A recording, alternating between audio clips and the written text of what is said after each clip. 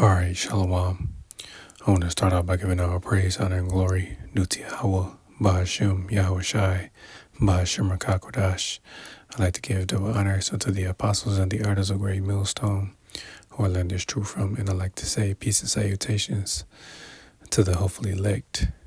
And I have this article, Salakia is Monday, April 22nd, 2024, Missile Monday. I have this article from ABC News, and it says North Korean leader Kim leads rocket drills that simulate a nuclear counterattack against enemies.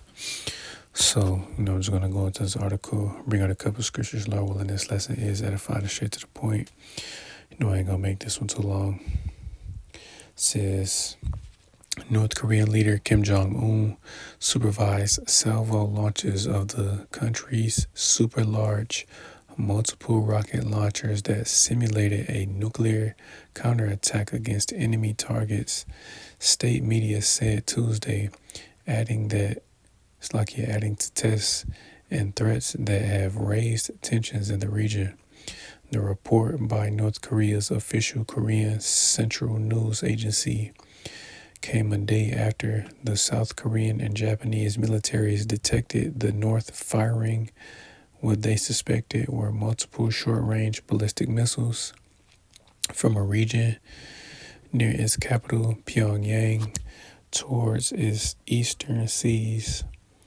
Says analysis say North Korea's large-size artillery rockets blur the boundary between artillery systems and ballistic systems because they can create their own thrust and are guided during delivery.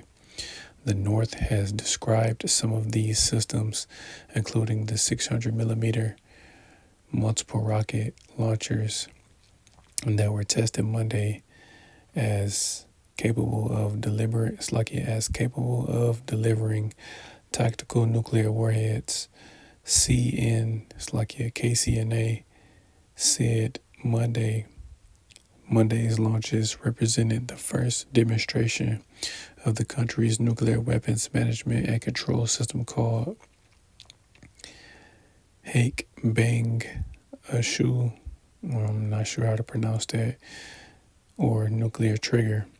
Says the report described the drill as aimed at demonstrating the strength and diverse attack means of North Korea's nuclear forces amid deepening tensions with the United States and South Korea, which it portrayed as warmongers, raising tensions in the region with their combined military exercises.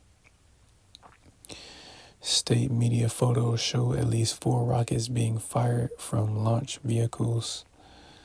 As Kim watched from an observation post, it said the rockets flew 352 kilometers, 218 miles, before accurately hitting an island target, and that the drill verified the reliability of the system of command, management, control, and operation of the whole nuclear force. KCNA said Kim expressed satisfaction, saying that the multiple rocket launchers were as accurate as a sniper's rifle. He said the drill was crucial for preparing our nuclear force to be able to rapidly and correctly carry out their important mission of deterring a war and taking the initiative in a war in any time, in any sudden situation. The comments reflected North Korea's escalatory nuclear doctrine, which authorizes the military to launch preemptive nuclear strikes against enemies if it perceives the leadership as under threat. South Korea's Joint Chiefs of Staff said the weapons from Monday's launches flew about 300 kilometers, 185 miles before crashing in the waters between the Korean Peninsula and Japan. The ranges suggested the weapons would likely target sites in South Korea The latest launches came as South and the United States have been conducting a 2-week combined aerial exercise that continues through Friday, aimed at sharpening their response capabilities against North Korean threats.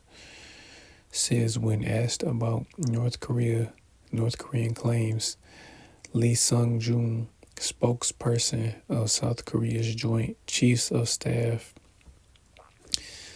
said it remains unclear whether the North perfected the designs for small battlefield nuclear weapons that could fit on its rockets.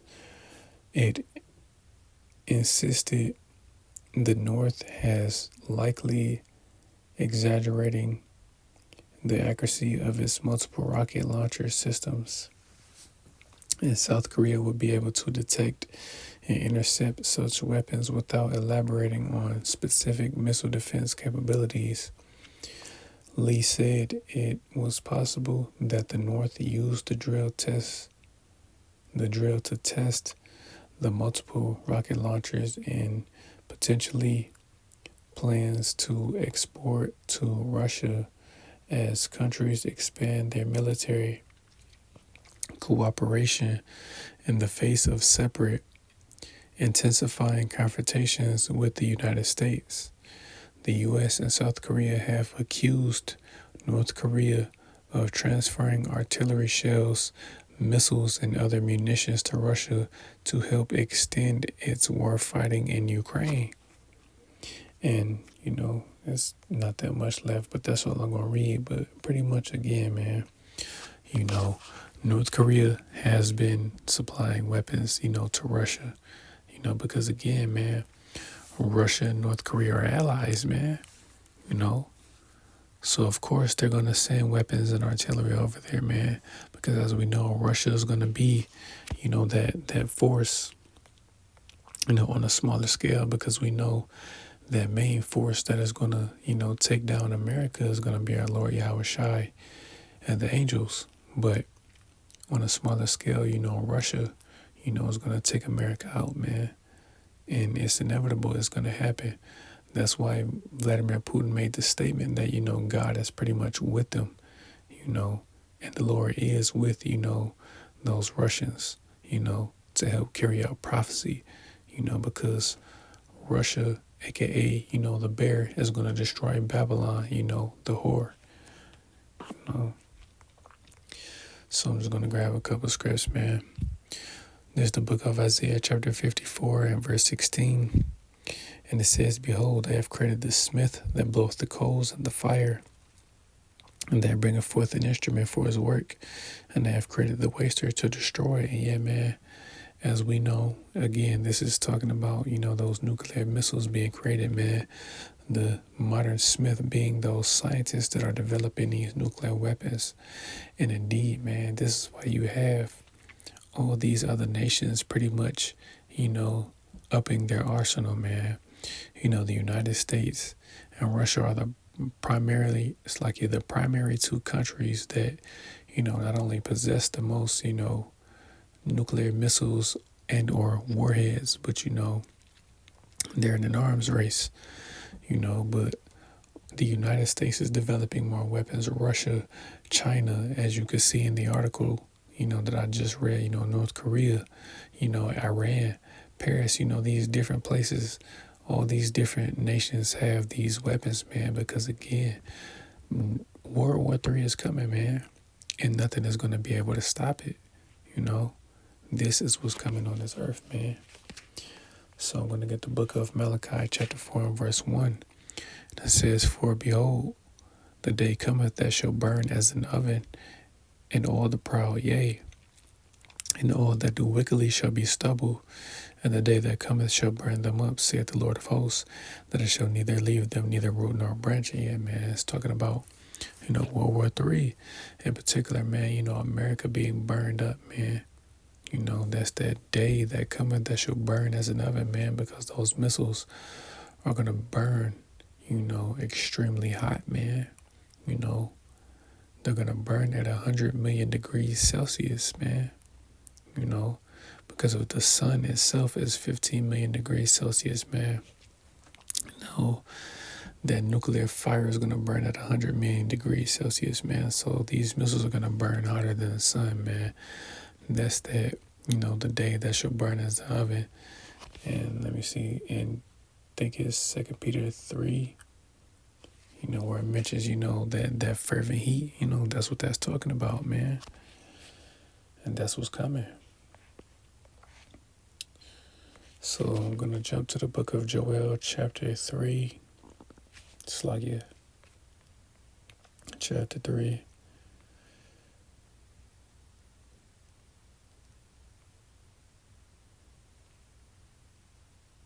And I'm going to start at verse 9. And it says, "Proclaim ye this among the Gentiles, prepare war, wake up the mighty men, let all the men of war draw near, let them come up. Beat your plowshares into swords, and your pruning hooks into spears. Let the weak say, I am strong." And that's what these other nations outside of America are doing, man. They're upping their nuclear arsenal, man. Because again, during World War II, the United States was the only country that possessed, nuclear capabilities, starting with those atomic bombs, which eventually evolved into, nuclear missiles, man. These other nations, they aren't afraid of America anymore, man. They're ready to take this place out, and rightfully so, So let me see.